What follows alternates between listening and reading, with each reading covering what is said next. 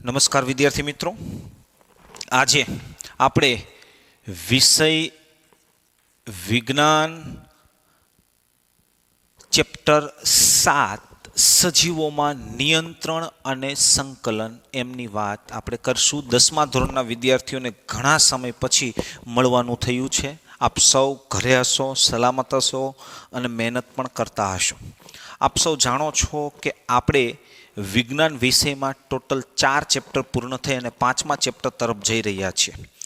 આપણું બાયોલોજિકલ બીજું ચેપ્ટર, જે ટોટલમાં 7મો ચેપ્ટર છે, નિયંત્રણ અને સંકલન.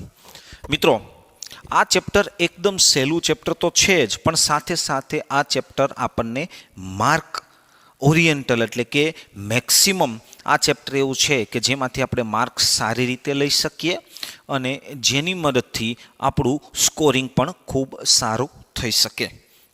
હવે વાત એ છે કે આ ચેપ્ટર જે નિયંત્રણ અને સંકલન ચેપ્ટર છે એમાં આપણે પ્રશ્ન વાઇઝ જઈશું. તમારી પાસે મટીરિયલ ઓલરેડી હશે જ કે જેમાંથી તમારે તૈયારી કરવાની છે. પહેલો પ્રશ્ન છે, યાદ રાખજો મિત્રો, હલનચલન એટલે શું? હલનચલન એટલે શું સમજાવો. હવે પાઠ શું કહેવા માગે છે? નિયંત્રણ અને સંકલન એ પાઠ શું કહેવા માગે છે? તો આપણે ચાલીએ છીએ, ક્રિકેટર છે, બોલિંગ ફેંકે છે, દડો બરોબર સ્ટમ્પને લાગે છે, અથવા બેટ્સમેન છે એ આગળ વધી અને સિક્સર ફટકારે છે. તમે સાયકલ ચલાવો છો, તમે ટુ વ્હીલ ચલાવો છો, ચલાવતા ચલાવતા પડી નથી જતા, ઉંમર વધે છે એમ તમારી ઊંચાઈ વધે છે. આ બધી જ વસ્તુ નિયંત્રણ અને સંકલનમાં આવે છે. આ દરેક સજીવોમાં નિયંત્રણ અને સંકલન થાય. પછી તે વનસ્પતિ હોય તો પણ થાય અને પ્રાણીઓ હોય તો પણ થાય.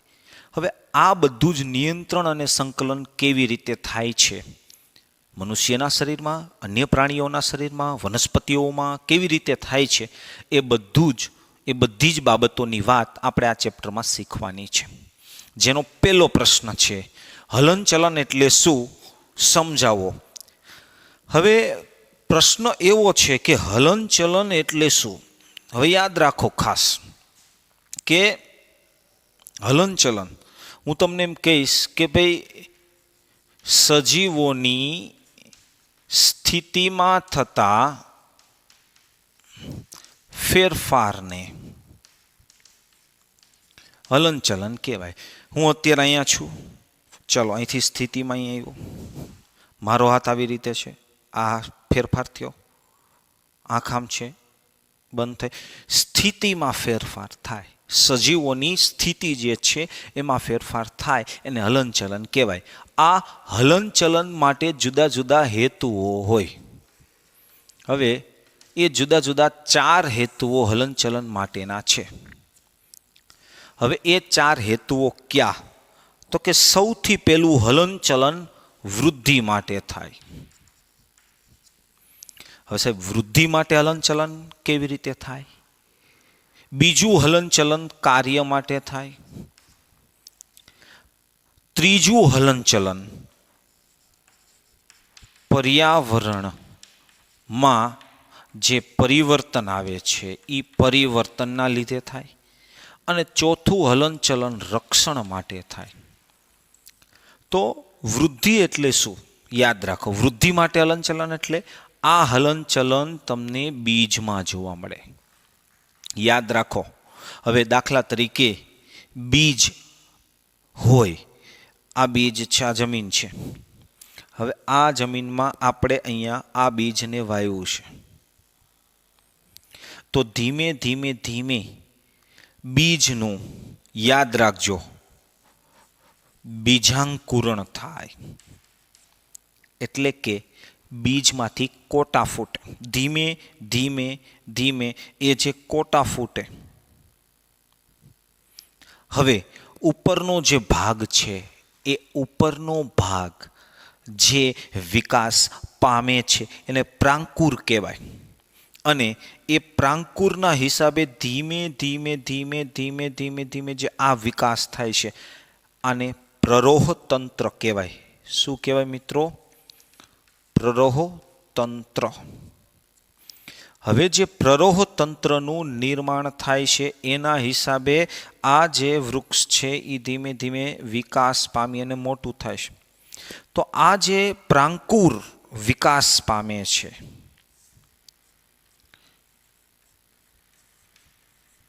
અને એના હિસાબે એ હલનચલન પામે છે, હલનચલન પામે છે, હલનચલન પામે છે, એટલે કે વૃદ્ધિ માટે એ વનસ્પતિ હલનચલન કરે છે એવું કહેવાય. બીજું હલનચલન કાર્ય માટે, એટલે કે આપણા માટે. દાખલા તરીકે હું લખું છું તો લખવું, દોડવું, આ જે હલનચલન છે એ કાર્ય માટેનું હલનચલન છે. એટલે કે આ હલનચલન માટે આપણે લખીએ છીએ, દોડીએ છીએ, સાયકલ ચલાવીએ છીએ, આ બધું જે હલનચલન કરીએ છીએ એ જુદા જુદા પ્રકારના કાર્યો માટે આપણે હલનચલન કરીએ છીએ. તો આ જે હલનચલન છે એ કાર્યો માટેનું હલનચલન છે. ત્રીજું, પર્યાવરણમાં જે પરિવર્તન આવે છે એ પરિવર્તનના હિસાબે જે તે સજીવ પર્યાવરણમાં થતા પરિવર્તન સામે પ્રતિચાર આપવા માટે હલનચલન કરે છે. હવે સાહેબ, પ્રતિચાર આપવા માટે હલનચલન કરે છે એ પણ પર્યાવરણમાં થતા પરિવર્તન સામે. એક ઉદાહરણ તમે સમજી લો. દાખલા તરીકે તમને આ આકૃતિ દોરશો એટલે તમને પોતાને ખબર પડી જ જશે કે ભાઈ ચાલો સાહેબ આ આકૃતિ કોની છે. તો સ્વાભાવિક રીતે તમે કહેશો કે સાહેબ આ આકૃતિ તો અમીબાની છે. આ અમીબાની સામે આ એનો ખોરાક છે. હવે એમની સામે એમનો ખોરાક આવ્યો એટલે પર્યાવરણમાં પરિવર્તન આવ્યું એમ કહેવાય. હવે એ ખોરાક ગ્રહણ કરવા અમીબા શું કરશે? તો આ જે અમીબા છે એ ખોરાકને ગ્રહણ કરવા માટે આવી રીતે આ ખોટા પગનું નિર્માણ કરશે. હવે ખોટા પગ જે અમીબામાં નહોતા પણ આ ખોરાકને ગ્રહણ કરવા, એ ખોટા પગનું નિર્માણ થાય છે.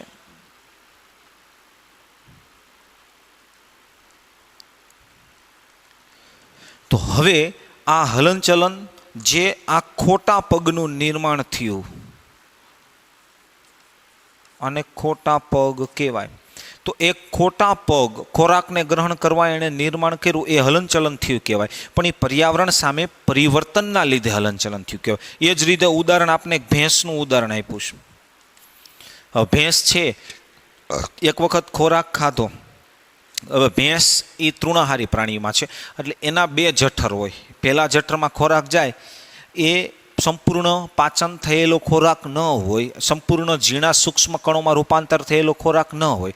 એટલે ખોરાક બહાર કાઢે, બહાર કાઢીને પાછું મોઢામાં લાવે, મોઢામાં એને વાગોળે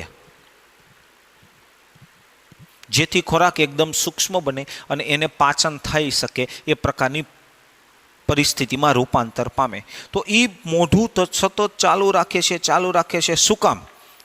એણે ખોરાક તો ખાઈ લીધો છે પણ એ ખાધેલો ખોરાક જે પહેલા જઠરમાંથી પાછો આવે છે અને ત્યાર પછી એને સૂક્ષ્મ કણોમાં રૂપાંતરિત કરવા માટે એ પોતે હલનચલન કરે છે. તો આ પર્યાવરણમાં આવતા પરિવર્તનોને લીધે જે હલનચલન થાય તે હલનચલન પ્રતિચાર રૂપ હલનચલન કહેવામાં આવે છે. ત્યાર પછી આગળ વધીએ. રક્ષણના લીધે હલનચલન. હવે દાખલા તરીકે તમને કહું કે ભાઈ આપણે રાત્રે 9 વાગ્યા ઘરે હોય અને અચાનક લાઇટ વહી ગઈ એટલે તીવ્ર અંધારું થઈ ગયું અને તાત્કાલિક તમને ખબર નથી, તાત્કાલિક લાઇટ આવી. જેવી લાઇટ આવે એટલે અમુક સમય સુધી તમારા આંખની સામે અંધાર આવી જાય છે. પછી થોડીક વાર 1-2 સેકન્ડ પછી ખુલશે. શું કામ? કારણ કે જો તીવ્ર પ્રકાશ થયો, તીવ્ર પ્રકાશ સીધો જો આંખમાં પ્રવેશે તો આંખને નુકસાન પહોંચે.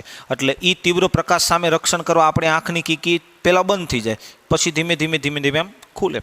તો યાદ રાખો કે તીવ્ર પ્રકાશની સામે રક્ષણ મેળવવા માટે આપણી જે આંખ છે એ આંખ બંધ થઈ જાય છે. એ જ રીતે કોઈ તમે આલો ઘરે બેઠા છો અને પાણીયારું છે, તમને ખબર નથી, અત્યારે કોવિડની પરિસ્થિતિ હિસાબે બધા ગરમ પાણી પીતા હોય તો તમને ખબર નથી, તમે રેગ્યુલર પાણી પીવા જાઓ પણ એ દિવસે પાણીનો ગ્લાસ ભર્યો છે, પહેલેથી જ ભરી રાખો ને એમાં ગરમ પાણી છે, તમને ખબર નથી, તમે અડ્યા તરત તમે હાથ શું કરશો? પાછો લઈ લેશો. એ હલનચલન થયું કહેવાય. એ હાથ દાજે નહીં એટલે રક્ષણ માટેનું હલનચલન કહેવાય. એટલે ગરમ વસ્તુને અડતા હાથ આપણે જે પાછો લઈશી, આ હાથ પાછો લેવો એ પણ એક પ્રકારનું હલનચલન છે. તો મિત્રો યાદ રાખો, સજીવની સ્થિતિમાં જે ફેરફાર થાય એને હલનચલન કહેવાય. અને આ હલનચલન 4 બાબતોને આધીન થાય છે. સૌથી પહેલું વૃદ્ધિ માટે જે વનસ્પતિના બીજ હલનચલન કરે છે. બીજું કાર્ય માટે જે આપણે લખવા, વાંચવા, બેસવા, દોડવા, સાયકલ ચલાવવા, જુદા જુદા કાર્યો કરવા માટે. ત્રીજું હલનચલન પર્યાવરણમાં જે પરિવર્તનો આવે છે એ પરિવર્તનો સામે પ્રતિચાર આપવા. અમીબા છે એ ખોરાકને જોવે છે, એની સામે એ પ્રતિચાર આપવા ખોટા પગનું નિર્માણ કરે છે.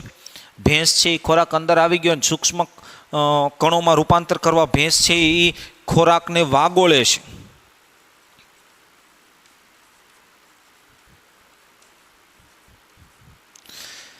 એ જ રીતે તીવ્ર પ્રકાશથી આંખની કીકીને, તીવ્ર પ્રકાશમાં આંખનું રક્ષણ કરવા આંખની કીકી બંધ થઈ જાય છે, જે આપણા શરીરમાં જુદા જુદા પ્રકારના રક્ષણના હેતુ માટે આપણા શરીરમાં એ કાર્ય થાય છે. ત્યાંથી આગળ વાત કરીએ મિત્રો. પ્રશ્ન નંબર 1 પછી આવે છે પ્રશ્ન નંબર 2. પ્રશ્ન નંબર 2 છે ને પ્રશ્ન નંબર 1ને જ મળતો આવે છે, પણ છતાં હું તમને એમની વાત કરી દઉં. પ્રશ્ન નંબર 2 શું કહે છે કે જીવંત સજીવોમાં નિયંત્રિત હલનચલન શા માટે? યાદ રાખો, જીવંત જે સજીવો છે એ જીવંત સજીવોમાં નિયંત્રિત હલનચલન શા માટે? યાદ રાખો મિત્રો, કોઈ પણ સજીવ છે, આ દરેકે દરેક જે સજીવ છે એ દરેકે દરેક સજીવ જુદી જુદી ચોક્કસ કાર્યો કરે છે. અને જુદી જુદી ક્રિયાઓ અને જુદા જુદા ચોક્કસ પ્રકારના જે કાર્યો કરે છે, આ ચોક્કસ કાર્ય કરવા માટે એ હલનચલન દર્શાવે છે. જેમ કે હું તમારી સામે લખું છું તો મારા હાથ આવી રીતે છે, અને હાથને આમ આવી રીતે ચોકને પકડ્યો છે. એ જ્યારે હું અહીંયા લખું એ જ બોલતો જાઉં છું. તો ચોક્કસ કાર્ય કરવા માટે આપણા શરીરના જે વિવિધ હલનચલન છે એ એકબીજા સાથે સંકળાયેલા છે. ચોક્કસ કાર્ય કરવા માટે આપણા શરીરમાં જે હલનચલન થાય છે એ હલનચલન એકબીજા સાથે સંકળાયેલ છે. એનો મતલબ કે જે મેં સંકળાયેલ શબ્દ બોલ્યો એ જ મેં લખ્યું, એ જ મારા હાથે લખ્યું. એનો મતલબ કે આપણે ભણાવવાનું કામ કરવું છે તો ભણાવવાના કામ માટે હું જે બોલું છું એ જ મારે લખવું પડે. તો આ હલનચલન જુદા જુદા જે થયા, એ મોઢાનું હલનચલન થયું, હાથનું હલનચલન થયું, એ એકબીજા સાથે સંકળાયેલ છે અને આ હલનચલન થાય છે. હા, અમુક જે હલનચલન થાય છે એ હલનચલન પર્યાવરણમાં થતા ફેરફારો, પર્યાવરણના થતા પરિવર્તનોના પ્રતિચાર રૂપે હલનચલન થાય છે. અમુક હમણાં જ વાત કરી કે ભાઈ જે પર્યાવરણ છે એ પર્યાવરણમાં પરિવર્તન આવે છે અને એ પરિવર્તનના હિસાબે તે પરિવર્તન સામે પ્રતિચાર આપવા માટે આપણે હલનચલન દર્શાવીએ છીએ. હવે પર્યાવરણમાં પ્રતિચાર સામે હલનચલન દર્શાવવું, દાખલા તરીકે વર્ષા ઋતુ આવે છે તો વર્ષા ઋતુમાં મોર કળા કરે છે. તો વર્ષા ઋતુ આવે ત્યારે મોર કળા કરે, કારણ કે વર્ષા ઋતુ પર્યાવરણનો ફેરફાર છે, પર્યાવરણનું પરિવર્તન છે, એની સામે મોરે પ્રતિચાર આપવા કળા દર્શાવે છે. વરસાદ પડી ગયા પછી ડેડકાનો ડ્રાવ ડ્રાવ અવાજ સંભળાય છે તો ડેડકો પર્યાવરણમાં થતા પરિવર્તન સામે પ્રતિચાર આપવા હલનચલન કરે છે. કહેવાનો મારો ભાવ અર્થ એ છે કે પર્યાવરણમાં જ્યારે પરિવર્તનો આવે છે તેને પ્રત્યાર આપવા માટે આપણે હલનચલન દર્શાવીએ છીએ.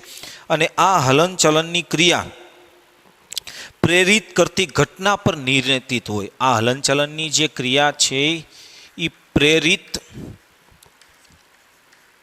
ઘટના પર નિર્ભર હોય. મેં તમને કીધું કે મોર છે એ કળા કરે ક્યારે કે એને વર્ષા ઋતુ આવે, વર્ષા ઋતુ એને પ્રેરિત કરે છે અને એ પ્રેરિત થાય છે અને પ્રતિચાર આપે છે. આપણે ગરમ વસ્તુને અડ્યા એટલે આપણે પ્રેરિત થયા એટલે પ્રતિચાર આપવા માટે આપણે હાથ પાછો લઈ લઈએ છીએ. તો કહેવાનો મારો ભાવાર્થ એ છે કે આ બધું જ જે હલનચલન છે એ પર્યાવરણમાં થતા પરિવર્તનોને હિસાબે છે. યાદ રાખો, આ વિવિધ ઘટનાઓ ના હિસાબે જ આપણે હલનચલન જોવા મળે છે. એનો મતલબ કે પ્રેરિત ઘટનાઓના હિસાબે સજીવોમાં હલનચલન જોવા મળે છે. તો આ વાત હતી પ્રશ્ન નંબર 2.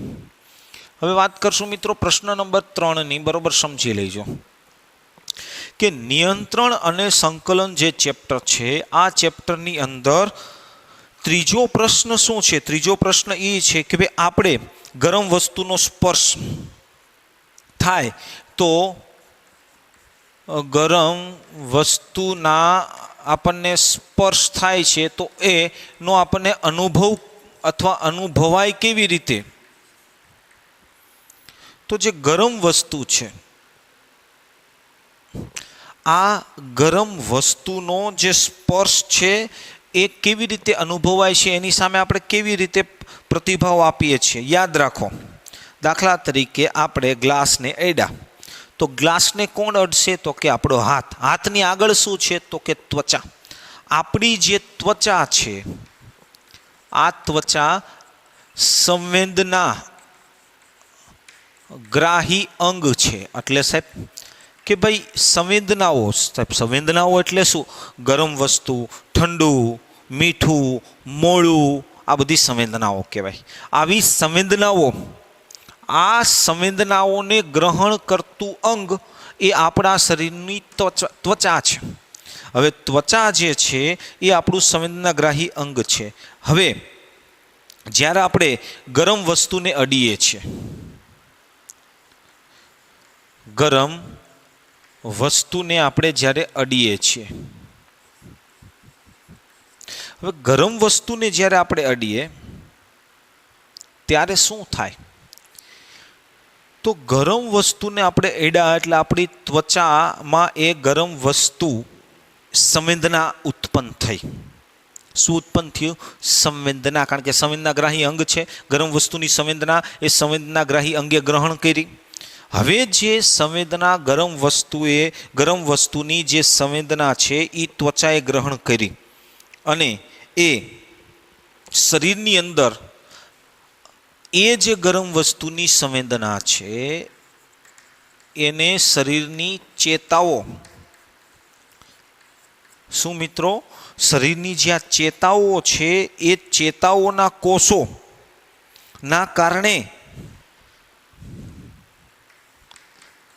આપણને એ સંવેદના શું થાય છે? અનુભવાય છે. એ જે ચેતાઓ છે એ ચેતાઓ માટે આપણા શરીરમાં ચેતાઓ છે એ ચોક્કસ પ્રકારના વિશિષ્ટીકરણ કોષોમાંથી બને છે અને આ ચેતાઓના હિસાબે આપણને એ ગરમ વસ્તુનો સ્પર્શ એ અનુભવાય છે.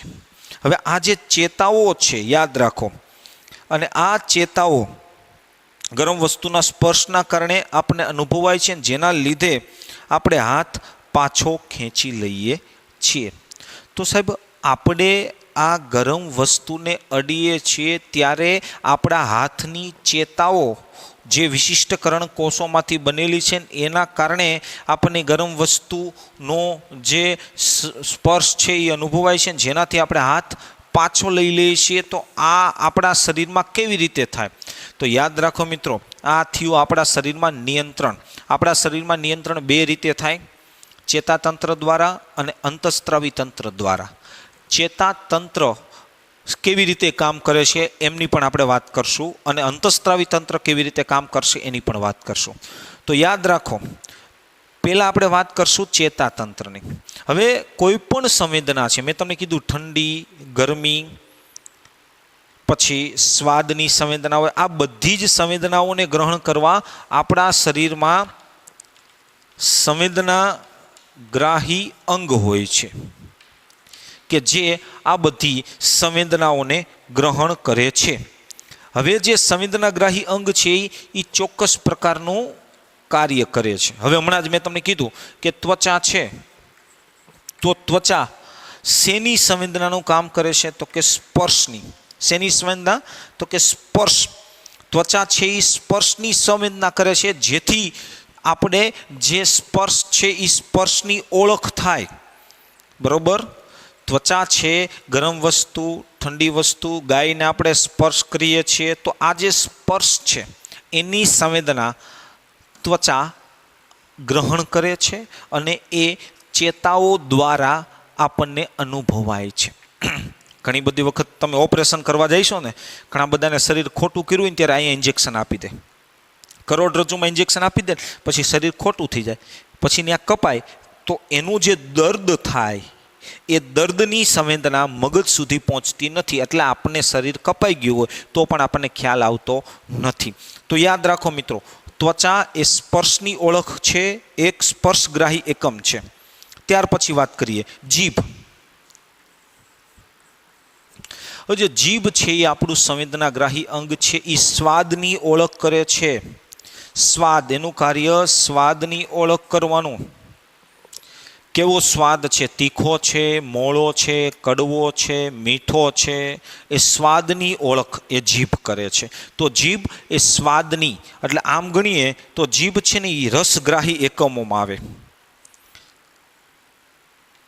રસગ્રાહી એકમ એટલે એ આપણા શરીરમાં જુદા જુદા પ્રકારના રસોને ગ્રહણ કરવાનું એકમ છે, અને જેની મદદથી આપણે એની ઓળખ કરી શકીએ. તો જીભ છે. ત્યાર પછી યાદ રાખો, આપણા શરીરમાં નાક છે. હવે આ નાકની અંદર જે છે એને અધિસ્તર કહેવાય. નાકનું અધિસ્તર જે આપણા શરીરમાં ગંધની સંવેદના ગ્રહણ કરે છે. ગંધ એટલે તમને ખ્યાલ છે કે સુગંધ આપણે આવતી હોય, પરફ્યુમની સુગંધ છે અથવા કોઈ દુર્ગંધ છે, એની ઓળખ એ નાક છે. હવે એના માટે બીજો શબ્દ છે ઘ્રાણગ્રાહી અંગો અથવા ઘ્રાણગ્રાહી એકમ. એટલે ઘ્રાણ એટલે નાકની અંદરનો બીજો શબ્દ છે ઘ્રાણ કહેવાય. ઘ્રાણ સંબંધી એકમો પણ એમને કહેવામાં આવે છે. આ બધા આપણા શરીરના સંવેદનાગ્રાહી અંગો છે. બીજી એક તમને વાત કરી દો, આંખ. આંખ છે એ પ્રકાશની સંવેદનાને ગ્રહણ કરે છે, અને જેથી આપણે એકબીજાને જોઈ શકીએ છીએ. ધારો કે અત્યારે લાઇટ ન હોય તો તમે મને ન જોઈ શકો, અંધારું હોય તો. કેમ? જો શરીરની અંદર આંખમાં પ્રકાશ પ્રવેશે તો જ આપણે જોઈ શકીએ, અને આંખ એ પ્રકાશને પ્રવેશવા માટેનું કાર્ય કરે છે, જેથી આપણે દ્રશ્યની ઓળખ કરીએ છીએ. ખાસ કરીને દ્રશ્ય એટલે જોવું,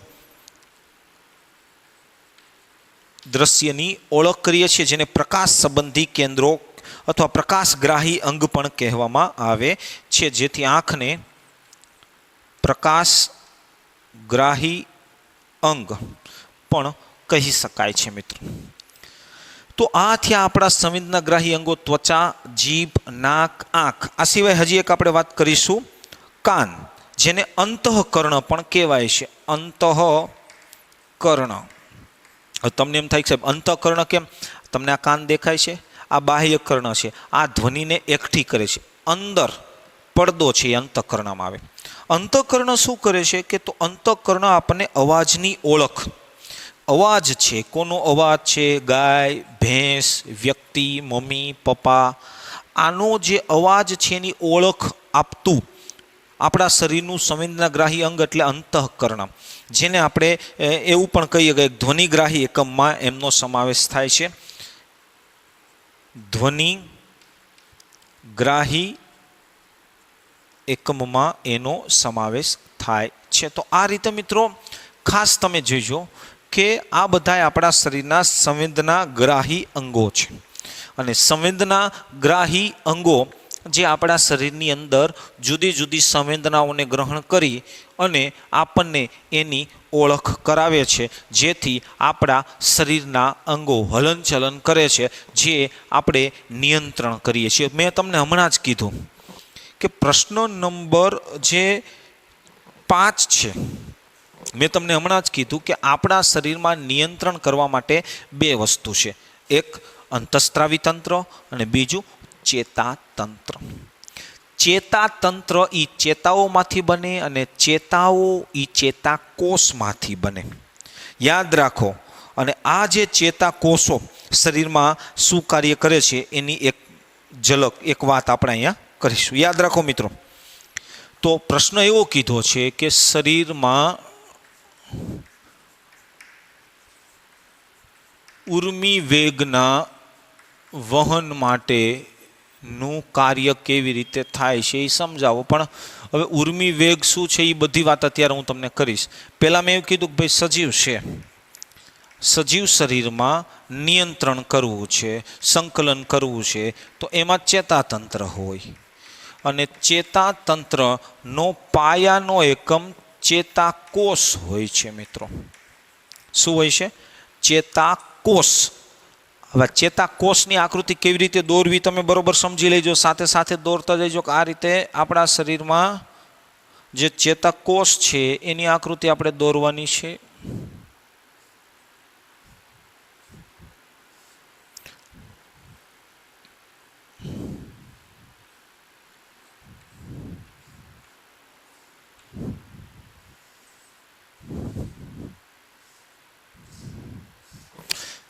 હવે આપણા શરીરમાં ચેતાકોષ છે. હવે બરોબર વચ્ચે, બરોબર અહીં તમે સમજી લેજો, આકૃતિ તમને દોરતા આવડી જશે, એકદમ સહેલી આકૃતિ છે. આ બરોબર વચ્ચે તમને દેખાય છે, આને કોષકાય કહેવામાં આવે છે. બરોબર વચ્ચે આને કોષ કેન્દ્ર કહેવામાં આવે છે. હવે જે કોષકાય અને કોષકાયમાંથી નીકળતા જે નાના પ્રવર્ધો, આ નાના પ્રવર્ધોને શિખાતંતુ કહેવામાં આવે છે, શિખાતંતુ. અને કોષમાંથી નીકળતા આ જે મોટા પ્રવર્ધને અક્ષતંતુ કહેવામાં આવે છે, અક્ષતંતુ. હવે કોષનો જે ચેતાનો જે અંતિમ ભાગ છે આને ચેતાક્ષ કહેવાય.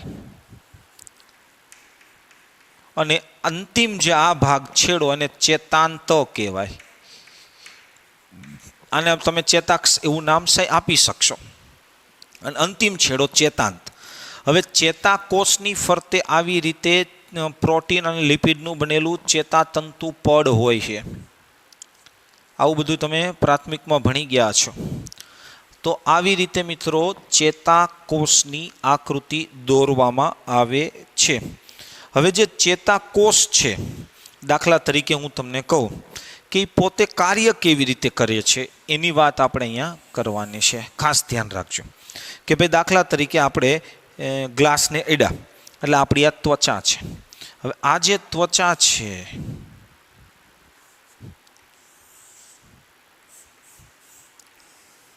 હવે આ ત્વચાની ઉપર આ જે છે આને આપણે શિખાતંતુ કહીશું. હવે આ જે શિખાતંતુ છે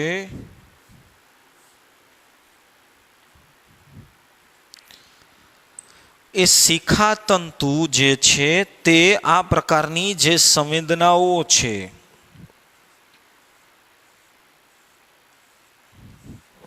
આ સંવેદનાઓ આ ત્વચા છે, ત્વચા સાથે અનુસંધાન હોય છે. એનું ચેતાનું ત્વચા સાથે અનુસંધાન હોય, એટલે કે જે ચેતા છે એ ચેતાનું શરીરની અંદરના સ્નાયુ સાથે અનુસંધાન હોય. અનુસંધાન એટલે જોડાયેલા હોય કે જ્યાંથી એમને સંદેશો, માહિતી, સંવેદના મળી શકે. હવે આ સંવેદના લેવા માટે તે ચેતા સાથે ચેતાઓ અને સ્નાયુનું અનુસંધાન હોય છે. બરોબર સમજી લેજો. અને આ અનુસંધાન અક્ષતંતુ કરે છે, શિખાતંતુ કરે છે, પછી તે અક્ષતંતુમાં એ સંદેશાઓને લઈ જાય છે. તો હવે આવા શરીરમાં ચેતાકોષો હોય જે શરીરના દરેક હાથ, પગ, દરેક મગજ, બધી જગ્યાએ હોય. આ ચેતાકોષો ચેતાતંત્ર બનાવે છે. તમને એક વાત કહી દો કે આપણા મગજમાં સૌથી વધુ ચેતાકોષો હોય, એટલે મગજ આપણા શરીરની તમામ ક્રિયાઓનું નિયમન અને નિયંત્રણ કરે છે. હવે આ જે ચેતાકોષ છે એ ચેતાકોષમાં શું કેવી રીતે પ્રોસેસ થાય છે એ ટૂંકમાં સમજી લઈએ. તો આ જે ચેતાકોષ છે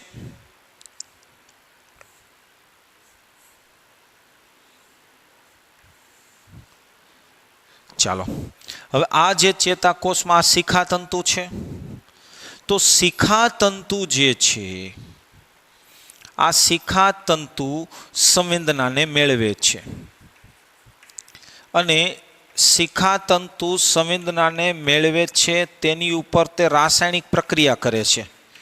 હવે શિખાતંતુમાં રાસાયણિક પ્રક્રિયા થાય, એ રાસાયણિક પ્રક્રિયા થવાને લીધે એ જે સંવેદના છે એ સંવેદના ઉર્મિ વેગમાં રૂપાંતર પામે છે. ઉર્મિ વેગ એટલે એને વિદ્યુત આવેગ પણ કહેવાય.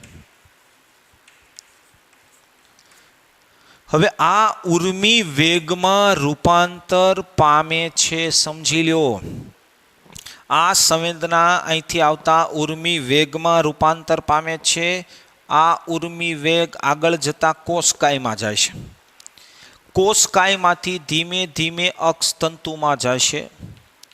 અક્ષતંતુમાંથી એ સંવેદના ચેતાક્ષમાં જાય છે, છેલ્લે ચેતાંતમાં પહોંચે છે. ક્યાં પહોંચે છે મિત્રો?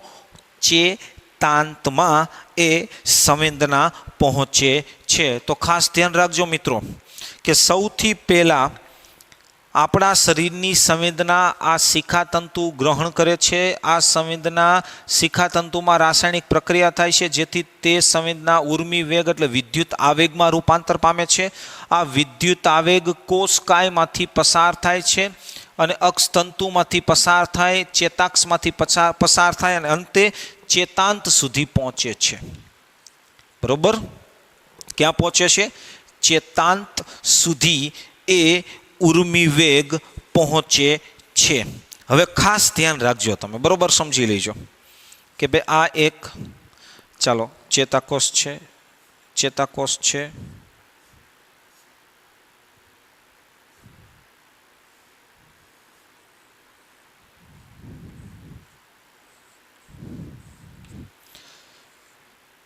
ચાલો આ એક ચેતાકોષ છે, રેડી. હવે બીજો ચેતાકોષ છે આવી રીતે.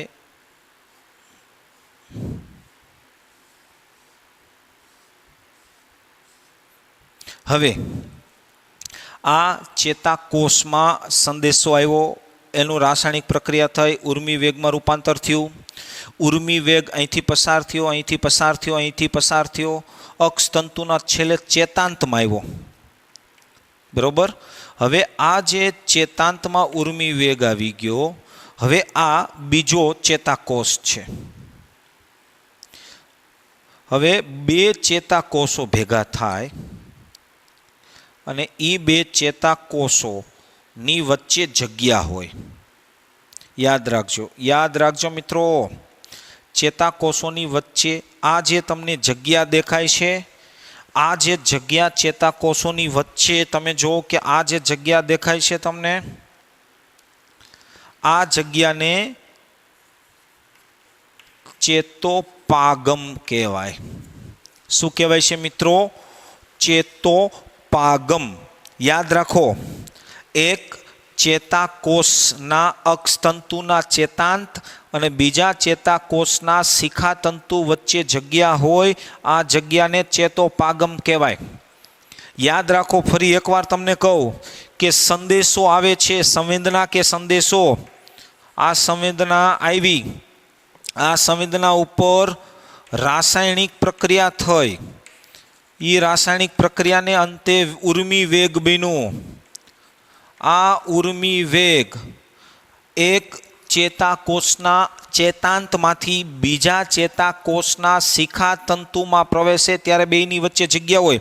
હવે જ્યારે આ વિદ્યુત આવેગ અહીંયા પ્રવેશે ત્યારે એનું રાસાયણિક સંકેતમાં રૂપાંતર થઈ જાય છે. યાદ રાખજો, રાસાયણિક સંકેતમાં રૂપાંતર થાય છે અને આ જે રાસાયણિક સંકેતમાં રૂપાંતર થઈ અને શિખાતંતુમાં ઉર્મિવેગ ઉત્પન્ન કરે છે અને પછી આ ઉર્મિવેગ એ બીજા ચેતાકોષમાં પ્રવેશે છે. આવી રીતે બીજામાંથી ત્રીજા ચેતાકોષમાં પ્રવેશે છે અને આ માહિતી એ મિલી સેકન્ડોમાં ખૂબ ઓછા સમયમાં એ શરીરમાંથી પસાર થઈ જાય છે અને અંતે ચેતાકોષોમાંથી સ્નાયુકોષો કે ગ્રંથિ સુધી આ માહિતી બીજા કોષો કે શરીરની ગ્રંથિઓ સુધી માહિતી પહોંચે છે અને આવી રીતે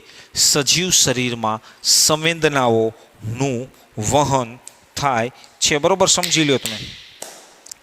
તો કે એક ચેતાકોષ આ અક્ષતંતુ અને ચેતાંત એક ચેતાકોષના ચેતાંત અને બીજા ચેતાકોષની શિખાતંતુ વચ્ચે જગ્યા છે તે જગ્યાને ચેતોપાગમ કહેવાય. જ્યારે તે સંદેશાઓ પ્રાપ્ત કરે છે ત્યાં એમાં રાસાયણિક પ્રક્રિયા થઈને ઉર્મિવેગ બને છે. આ ઉર્મિવેગ એટલે કે વિદ્યુત આવેગ જ્યારે પ્રવેશે ત્યારે ચેતોપાગમમાં તેનું રાસાયણિક સંકેતમાં રૂપાંતર થાય છે અને એ રાસાયણિક સંકેતો ઉર્મિવેગ સ્વરૂપે બીજા ચેતાકોષમાં પ્રવેશે છે. બે ચેતાકોષો વચ્ચે જ્યારે માહિતી પહોંચે ત્યારે એમાંથી અમુક પ્રકારના રસાયણો મુક્ત થાય છે અને આ ચેતા રસાયણો એ ચેતોપાગમમાંથી પસાર થાય છે. બરોબર સમજી લેજો મિત્રો. તો પ્રશ્ન નંબર 6 પણ આની અંદર જ આવી જાય છે કે ભાઈ સંવેદનાઓ કે સૂચનાઓ શિખાતંતુના ટોચના ભાગે ગ્રહણ થાય છે. શિખાતંતુના ટોચના ભાગે ગ્રહણ થાય છે. ત્યાંથી તે રાસાયણિક પ્રક્રિયા પામે છે. ત્યાર પછી તે કોષકાયમાંથી પસાર થાય છે. અક્ષતંતુના લંબાઈના અંતે વહન પામે છે. અક્ષતંતુના ચેતાંત એ ચેતોપાગમમાંથી પસાર થઈ અને માહિતીને આગળ પહોંચાડે છે. અને આવી રીતે પ્રશ્ન નંબર 1 થી 6 તમારે 2 વખત પ્રવૃત્તિ સાથે લખવાના છે.